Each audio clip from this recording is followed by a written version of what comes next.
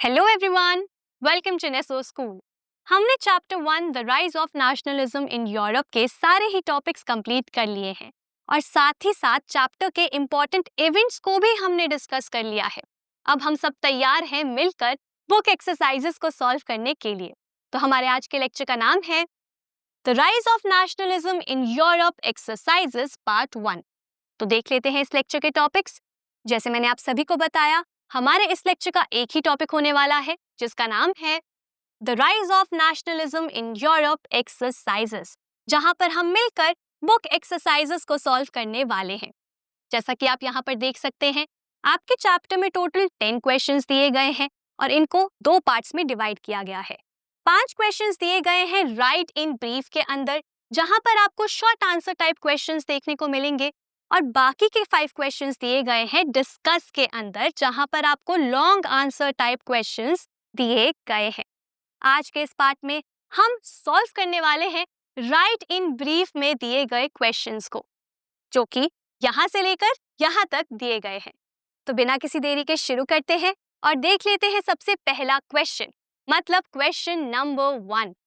यहाँ पर लिखा है right a note on A Giuseppe Mazzini, B. Count Camillo de Cavour, C. The Greek War of Independence, D. Frankfurt Parliament, and E. The role of women in nationalist struggles. तो यहाँ पर आपसे बोला गया है कि आपको इन सब के ऊपर एक नोट लिखना है। नोट का मतलब क्या होता है कि आपको ब्रीफ में, मतलब कि शॉर्ट में, इन सब के बारे में एक एक करके लिखना है। तो चलिए शुरुआत करते हैं सबसे पहले ए के साथ, यानी कि ज्यूसेप्पे मजीनी के साथ। आप सभी को याद होगा, हमने मजीनी के बारे में द रेवोल्यूशनरीज के लेक्चर में अच्छे से पढ़ा था। तो देख लेते हैं इसका आंसर क्या होगा। ज्यूसेप्पे मजीनी एक इटालियन रेवोल्यूशनरी थे, ये हम ऑलरेडी जानते हैं, और इन्होंने एक सीक्रेट सोसाइटी को भी ज्वाइन किया था जिसका नाम क्या था, कार्बोनरी। और उसके बाद इन्हें एग्जाइल में भेज दिया गया था 1831 में, क्योंकि इन्होंने रेवोल्यूशन करने की शुरुआत कर दी थी लग्रिया में, जिसकी वजह से इन्हें निकाल दिया गया था इटली से। इसके बाद ये 2 अंडरग्राउंड सोसाइटीज को फॉर्म करते हैं, पहली यंग इटली मार्से में और दूसरी यंग यूरोप बर्न में। ये किस बात पर बिलीव करते थे? ये इस बात पर बिलीव करते थे कि गॉड ने नेशंस को बनाया है, क्रिएट किया है नेचुरल यूनिट्स ऑफ मैनकाइंड के तरह, और इसीलिए इटली को भी यूनाइट हो जाना चाहिए, यूनिफाई हो जाना चाहिए, एक सिंगल रिपब्लिक इटली बन जाना चाहिए, और अब पैचवर्क के तरह इटली को नहीं रहना चाहिए।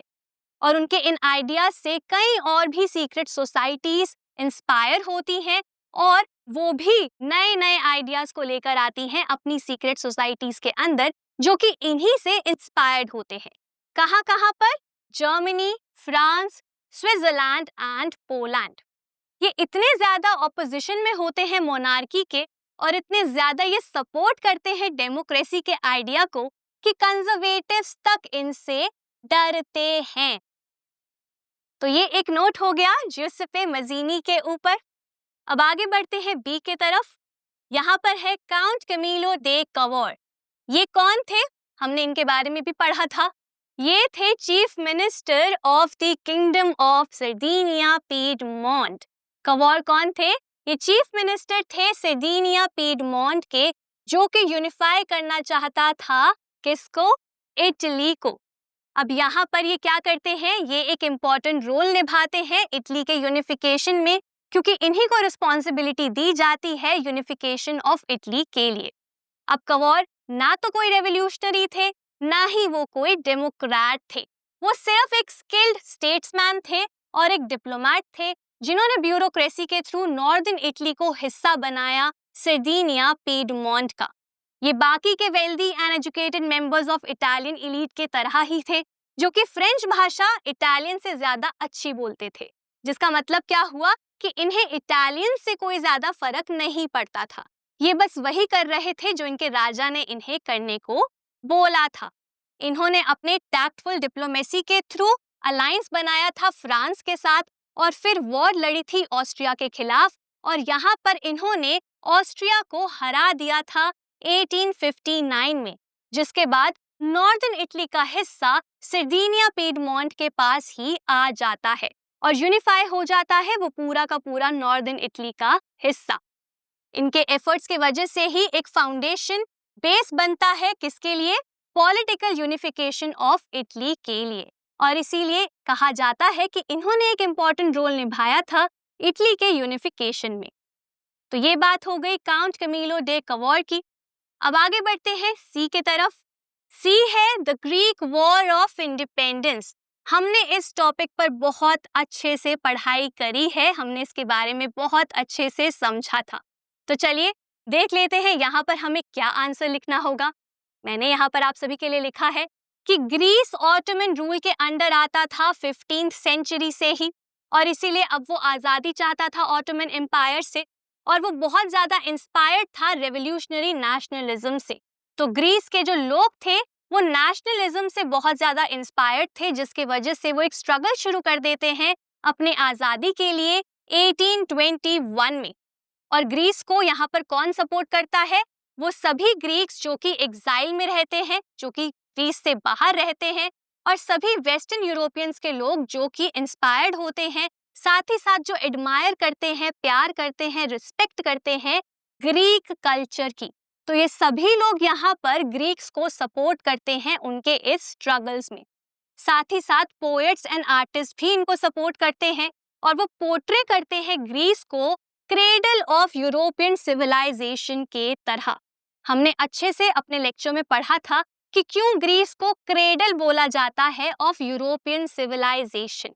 तो यहाँ पर उन्हें पोर्ट्रे किया जाता है क्रेडल के तरह, ताकि लोग सपोर्ट करें ग्रीस को और अगेंस्ट जाएं ऑटोमन रूल के, और ग्रीक्स को आज़ादी दिलाए ऑटोमन एम्पायर से, जो कि एक इस्लामिक एम्पायर था। और फिर फाइनली कई सारी वॉर्स के बाद, बैटल्स के बाद, ट्रीटी ऑफ कॉन्स्टेंटिनोपल को साइन किया जाता है 1832 में, जिसके वजह से रिकॉग्नाइज किया जाता है ग्रीस को एक इंडिपेंडेंट नेशन के तरह। और फिर ग्रीस के स्ट्रगल की मदद से ही और भी कई नेशनलिस्ट मूवमेंट्स की शुरुआत हो जाती है पूरे ही यूरोप में। तो यहाँ पर हमने देख लिया है ग्रीक वॉर ऑफ इंडिपेंडेंस के बारे में भी। अब आगे बढ़ते हैं और चलते हैं डी के तरफ, जो है फ्रैंकफर्ट पार्लियामेंट। आप सबको याद होगा हमने फ्रैंकफर्ट पार्लियामेंट के बारे में काफी अच्छे से पढ़ा था, समझा था। हमने ये भी समझा था कि आखिर क्यों फ्रैंकफर्ट पार्लियामेंट फेल हुआ था। तो चलिए देख लेते हैं कि यहाँ पर हमें क्या आंसर लिखना है।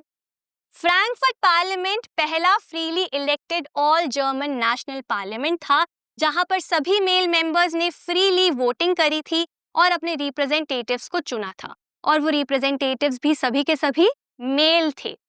इस फ्रैंकफर्ट पार्लियामेंट को फिर कन्वीन किया जाता है 1848 में। कहां पर? Church of Saint Paul in Frankfurt में, क्योंकि ये चर्च काफी ज्यादा बड़ा था, इसीलिए यहाँ पर इस पार्लियामेंट को कन्वीन किया जाता है। इस पार्लियामेंट का क्या एम था? इसका एम था कि कॉन्स्टिट्यूशन को ड्राफ्ट किया जाए, बनाया जाए यूनिफाइड और डेमोक्रेटिक जर्मनी के लिए। तो फ्रैंकफर्ट पार्लियामेंट को मेनली बनाया गया था ताकि जर्मनी का यूनिफिकेशन हो सके, जर्मनी में डेमोक्रेसी एस्टैब्लिश हो सके। तो यहाँ पर जब पार्लियामेंट को फॉर्म किया जाता है, उसके बाद कॉन्स्टिट्यूशनल मोनार्की को ऑफर किया जाता है, प्रपोज किया जाता है प्रशियन किंग के सामने। लेकिन फिर उसके बाद क्या होता है? आप सभी को याद होगा, हमने पढ़ा था कि कैसे प्रशिया के किंग फ्रेडरिक विल्हेम IV यहाँ पर इस प्रपोजल को रिजेक्ट कर देते हैं, वो मना कर देते हैं इसको एक्सेप्ट करने से, और वो ज्वाइन कर लेते हैं बाकी के मोनार्क्स को और अपोज करते हैं इलेक्टेड असेंबली को। अब यहाँ पर हमने पढ़ा था जैसे कि रीजंस में कि किस तरीके से फ्रैंकफर्ट पार्लियामेंट डोमिनेटेड था मिडिल क्लास द्वारा, जिसकी वजह से वो वर्कर्स और आर्टिशंस के डिमांड्स को भी पूरा नहीं कर पा रहा था, और इसी वजह से सभी लोग सपोर्ट छोड़ देते हैं फ्रैंकफर्ट पार्लियामेंट का, और वो सभी खिलाफ हो जाते हैं फ्रैंकफर्ट पार्लियामेंट के। जिसके बाद क्या होता है? 1849 में पार्लियामेंट को जबरदस्ती डिसबैंड कर दिया जाता है ट्रूप्स द्वारा, और यहीं पे ये कोशिश फेल हो जाती है। लेकिन फिर भी हम ये कह सकते हैं कि फ्रैंकफर्ट पार्लियामेंट एक इम्पॉर्टेंट स्टेप था, जिसकी मदद से जर्मनी का यूनिफिकेशन हो पाया, डेमोक्रेसी वहां पर एस्टैब्लिश हो पाई आगे चल के। तो यहाँ पर हमने फ्रैंकफर्ट पार्लियामेंट के ऊपर भी नोट देख लिया है। अब आगे बढ़ते हैं ई के तरफ। ई है the role of women in nationalist struggles. हमने पढ़ा था कि क्या रोल था महिलाओं का नेशनलिस्ट स्ट्रगल्स में। तो चलिए इसका आंसर देख लेते हैं। यहाँ पर मैंने लिखा है कि महिलाओं ने, विमेन ने एक बहुत इंपॉर्टेंट रोल प्ले किया था नेशनलिस्ट मूवमेंट्स में अक्रॉस यूरोप। यहाँ पर विमेन ने एक्टिवली पार्टिसिपेट किया था लिबरल मूवमेंट्स में। उन्होंने अपनी खुद की पॉलिटिकल एसोसिएशंस को फॉर्म किया था, न्यूज़पेपर्स को पब्लिश किया था, पॉलिटिकल मीटिंग्स को ऑर्गेनाइज किया था, प्रोटेस्ट में यानी कि डेमोन्स्ट्रेशंस में भी हिस्सा लिया था। लेकिन फिर भी उनके कंट्रीब्यूशन के बावजूद उन्हें इक्वल पॉलिटिकल राइट्स नहीं दिए गए, उनको वोटिंग राइट्स नहीं दिए गए। और इसीलिए जब नेशनलिस्ट मूवमेंट्स खत्म हो जाते हैं, उसके बाद भी वहां पर महिलाएं अपने राइट्स के लिए लड़ती ही रहती हैं, जिन्हें फेमिनिस्ट मूवमेंट्स बोला जाता है। तो यहाँ पर बात हो गई role of women in nationalist struggles की। इसी के साथ हमारा सबसे पहला क्वेश्चन यहीं पर खत्म होता है। चलिए आगे बढ़ते हैं और देख लेते हैं क्वेश्चन 2 क्या है। यहाँ पर लिखा है, What steps did the French revolutionaries take to create a sense of collective identity among the French people? यहाँ पर आपसे पूछा गया है कि फ्रेंच रेवोल्यूशनरीज ने ऐसे कौन से स्टेप्स लिए थे जिनकी मदद से उन्होंने कोशिश करी थी एक सेंस ऑफ कलेक्टिव आइडेंटिटी को क्रिएट करने की फ्रेंच लोगों के बीच में। आप सबको याद होगा, हमने फ्रेंच रेवोल्यूशन के लेक्चर में इसके बारे में अच्छे से पढ़ा था, समझा था। हमने एक एक स्टेप को वहां पर समझा था। तो चलिए देख लेते हैं यहाँ पर इसका आंसर क्या होगा। मैंने यहाँ पर लिखा है कि फ्रेंच रेवोल्यूशनरीज ने कई सारे स्टेप्स लिए थे जिनकी मदद से उन्होंने सेंस ऑफ कलेक्टिव आइडेंटिटी को क्रिएट करने की कोशिश करी थी फ्रेंच लोगों के बीच में। सबसे पहला स्टेप क्या था? आइडियाज ऑफ ला पत्री एंड ले सिटवायन। तो ये दो आइडियाज थे जिनकी मदद से यहाँ पर कोशिश करी गई थी लोगों के बीच में कॉमन आइडेंटिटी को डेवलप करने की। पहला आइडिया था फादरलैंड का, मतलब कि पितृभूमि का, और दूसरा आइडिया था सिटीजन का। और इन दोनों ही आइडियाज को पॉपुलर किया गया था लोगों के बीच में, ताकि लोगों को ये एहसास हो कि ये हमारी पितृभूमि है, हम सब नागरिक के तरह हैं, प्रजा के तरह नहीं है, इसीलिए हमारे पास सिटीजन्स जैसे राइट्स हैं, अधिकार है। यहाँ पर इन आइडियाज के थ्रू ये कोशिश करी गई थी कि एक ऐसे सोसाइटी को क्रिएट किया जा सके जिसके अंदर यूनाइटेड कम्युनिटी हो, लोगों के बीच में इक्वल राइट्स हो और एक संविधान हो, एक कॉन्स्टिट्यूशन हो। तो ये था सबसे पहला स्टेप। दूसरा स्टेप क्या था? New flag. तो यहाँ पर न्यू फ्लैग को क्रिएट किया गया था जिसमें ट्राई कलर था, मतलब कि 3 कलर्स थे, रेड, ब्लू एंड व्हाइट, जिनके मीनिंग्स हमने हमारे लेक्चर में समझे थे। तो यहाँ पर न्यू फ्रेंच फ्लैग को क्रिएट किया गया था और रिप्लेस किया गया था फॉर्मर रॉयल फ्लैग को, मतलब कि पुराने रॉयल फ्लैग को यहाँ पे रिप्लेस कर दिया गया था। तीसरा स्टेप क्या था? Estates general replaced by national assembly. तो यहाँ पे एस्टेट्स जनरल को रिप्लेस कर दिया गया था नेशनल असेंबली द्वारा। और ये जो नेशनल असेंबली थी ये क्रिएट हुई थी उन रिप्रेजेंटेटिव से जिनको एक्टिव सिटीजन्स ने ही चुना था। इसके बाद फोर्थ स्टेप क्या था? New hymns and oaths taken. तो यहाँ पर न्यू हाइम्स को कंपोज किया गया था, क्रिएट किया गया था, ओथ्स ली गई थी, वादे किए गए थे, और जो भी लोगों ने अपनी जान दी थी, सैक्रिफाइस किया था नेशन को क्रिएट करने के लिए रेवोल्यूशंस में, उन सभी लोगों को यहाँ पर याद किया गया था। इसके बाद नेक्स्ट स्टेप क्या था? Centralised administrative system. मतलब कि यहाँ पर एडमिनिस्ट्रेशन को आसान बनाया गया था, सिंपल बनाया गया था, सेंट्रलाइज किया गया था ताकि प्रशासन आराम से हो सके। यहाँ पे यूनिफॉर्म लॉज को भी क्रिएट किया गया था सभी सिटीजन्स के लिए जो कि एक ही टेरिटरी के अंदर रहते हैं। इसके बाद सिक्स्थ स्टेप क्या था? यूनिफॉर्म रूल्स, यानी कि फ्रांस की टेरिटरी के अंदर यूनिफॉर्म रूल्स को बनाया गया था, जैसे कि इंटरनल कस्टम्स ड्यूटीज को एंड ड्यूज को अबॉलिश कर दिया गया था। एक यूनिफॉर्म सिस्टम बनाया गया था वेट्स एंड मेजरमेंट्स का। इसके बाद फाइनल स्टेप क्या था? कॉमन लैंग्वेज यानी कि रीजनल डायलेक्ट्स को, जो लोकल भाषाएं थी, बोलियां थी, उन सबको डिस्करेज किया गया था और ये कहा गया था कि फ्रेंच भाषा को ही कॉमन लैंग्वेज की तरह यूज किया जाएगा पूरे ही नेशन के अंदर लोगों द्वारा। तो यहाँ पर ये 7 स्टेप्स लिए गए थे रेवोल्यूशनरीज द्वारा फ्रेंच लोगों के बीच में कॉमन आइडेंटिटी के सेंस को पैदा करने के लिए। तो इसी के साथ हमारा सेकंड क्वेश्चन यहीं पर खत्म होता है। अब आगे बढ़ते हैं थर्ड क्वेश्चन की तरफ। यहाँ पर लिखा है, Who were Marianne and Germania? What was the importance of the way in which they were portrayed? तो यहाँ पर एक ही सवाल में आपसे 2 सवाल पूछे गए हैं। सबसे पहला सवाल है कि मारियान एंड जर्मानिया कौन थी, और दूसरा सवाल ये है कि जिस तरीके से इनको पोर्ट्रे किया गया वो क्यों जरूरी है यूरोप के लिए। ठीक है, तो चलिए दोनों का ही आंसर समझ लेते हैं।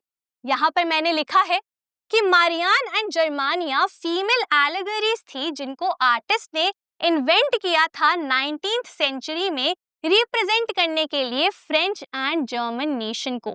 हमने ये पढ़ा था कि किस तरीके से नेशन को विजुअलाइज करने की जरूरत थी, इसीलिए नेशन के लिए रिप्रेजेंटेशन लाया गया था फीमेल एलेगरीज के थ्रू, और फ्रांस के लिए बनाया गया था मारियान को, वहीं पर जर्मनी के लिए बनाया गया था जर्मानिया को। तो ये दोनों कौन थी? ये दोनों फीमेल एलेगरीज थी फ्रेंच और जर्मन नेशन के लिए। अब चलिए सेकंड क्वेश्चन का आंसर देख लेते हैं। सबसे पहले बात करते हैं मारियान की। मारियान कौन थी? फ्रांस के अंदर फीमेल एलेगरी को नाम दिया गया था मारियान का। मारियान एक काफी ज्यादा कॉमन नेम था, कॉमन क्रिश्चियन नेम था, इसीलिए रिलेटेबिलिटी बढ़ाने के लिए, ताकि लोगों को ये लगे कि हम सब सेम है, ये हम ही से रिलेटेड हैं, हमारे नेशन को ही रिप्रेजेंट कर रही है, इसीलिए ये नाम इनको दिया गया था। इनके बारे में हमने अच्छे से अपने लेक्चर में पढ़ा भी था। इनके कैरेक्टरिस्टिक्स कहाँ से आए थे? इनके कैरेक्टरिस्टिक्स आए थे लिबर्टी और रिपब्लिक के आइडिया से। किसके through? Red cap, tricolour and cockade के थ्रू। इनके स्टैचूज को हमने जैसा कि पढ़ा था पब्लिक स्क्वायर्स में बिल्ड किया गया था, साथ ही साथ कॉइन्स और स्टैम्प्स के ऊपर भी इन्हें छपवाया गया था, मार्क करवाया गया था। और ये सब क्यों किया गया था? ताकि लोगों को ये लगे कि हम सब यूनाइटेड है, ये हमारा एक ही नेशन है, ये हमारे ही नेशन की एक रिप्रेजेंटेशन है। तो इसीलिए यहाँ पे मारियान को इस तरीके से दिखाया गया था और इनके थ्रू लिबर्टी एंड रिपब्लिक के आइडिया को भी आगे बढ़ाया गया था, और इसीलिए इनका ये पोर्ट्रेयल जरूरी था, इम्पोर्टेंट था। अब इसके बात करते हैं जर्मानिया की। तो जर्मानिया एलेगरी का नाम था जो कि जर्मन नेशन के लिए बनाई गई थी। अगर इनके विजुअल रिप्रेजेंटेशन की बात करें तो इनको एक क्राउन पहनाया गया था ओक लीव्स का, जहां पर ओक का मतलब था हीरोइज्म। हमने पढ़ा था जर्मानिया के डिफरेंट फॉर्म्स के बारे में, कहीं पर उन्हें गुस्से में दिखाया गया था, कहीं पे उन्हें स्वॉर्ड के साथ दिखाया गया था, और हमने यही समझा था कि किस तरीके से यहाँ पर कोशिश करी गई थी जर्मानिया के थ्रू लोगों को इंस्पायर करने की, जर्मन्स को इंस्पायर करने की, कि वो जर्मन स्टेट को यूनिफाई करें, जर्मनी को यूनिफाई करें, लोगों को साथ में लेकर आए। और इसीलिए जर्मानिया यहाँ पर जर्मन नेशन के लिए बहुत ज्यादा जरूरी थी। तो इसी के साथ हमने थर्ड क्वेश्चन का आंसर भी देख लिया है। तो ये क्वेश्चन यहीं पर खत्म होता है। अब आगे बढ़ते हैं क्वेश्चन 4 की तरफ। यहाँ पे लिखा है, briefly trace the process of German unification. यहाँ पर आपसे बोला गया है कि आप जर्मन यूनिफिकेशन को ब्रीफली यानी कि शॉर्ट में उसके पूरे प्रोसेस को लिखिए। ठीक है, तो चलिए इसका आंसर देख लेते हैं। मैंने यहाँ पर क्या लिखा है, मिड 19th सेंचुरी में जर्मन लोग अलग अलग जगहों पर रहते थे, जैसा कि हमने पढ़ा था कि लोग यहाँ पर डिवाइडेड थे, डिफरेंट जर्मन स्टेट्स में डिवाइडेड थे, साथ में नहीं रहते थे। तो मिड 19th सेंचुरी में जर्मन स्पीकिंग लोग जो थे वो डिफरेंट इंडिपेंडेंट स्टेट्स का हिस्सा थे।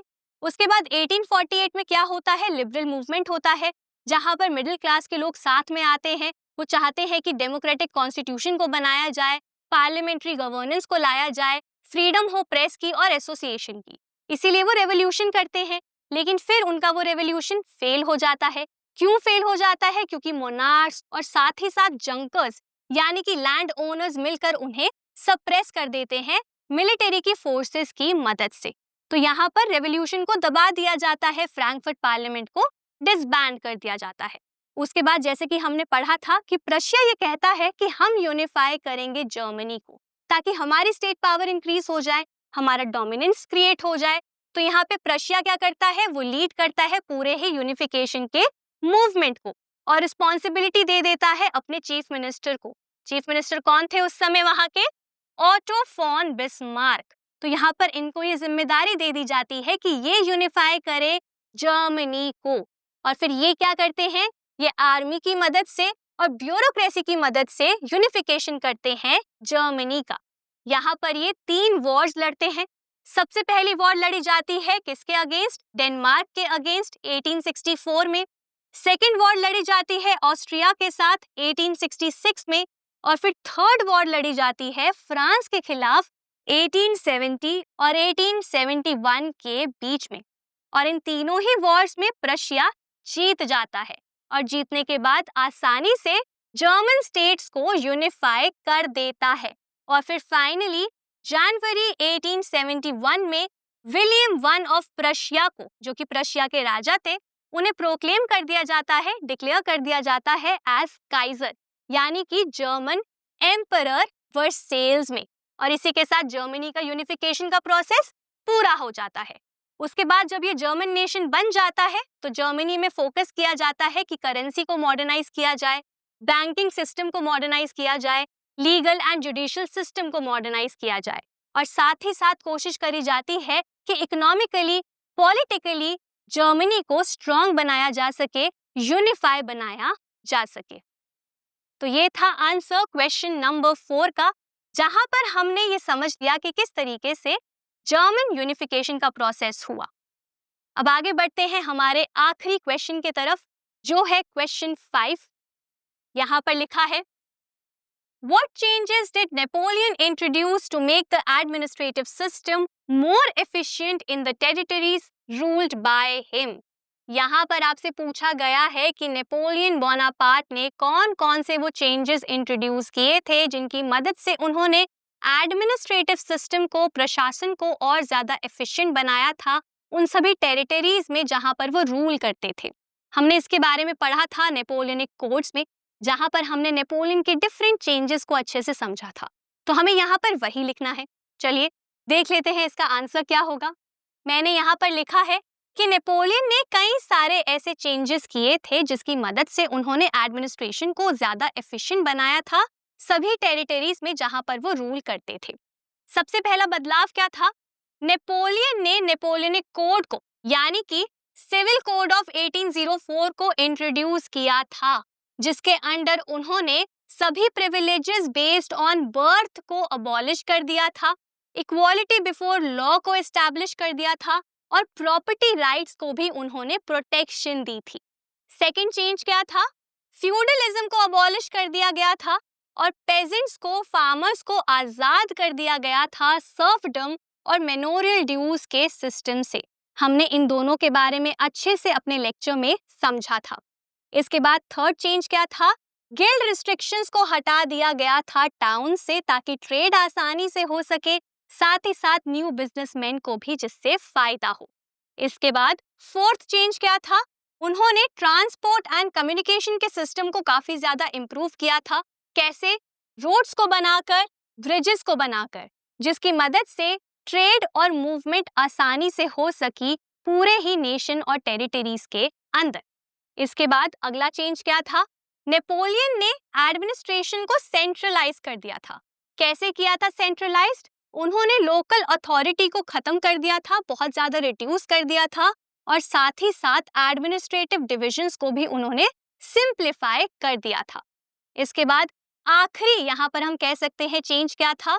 यूनिफॉर्म लॉज को बनाया गया था सभी लोगों के लिए। वेट्स एंड मेजर्स के सिस्टम को स्टैंडर्डाइज कर दिया गया था, यूनिफॉर्म कर दिया गया था, एक सिस्टम क्रिएट कर दिया गया था मेजरमेंट और वेट्स के लिए।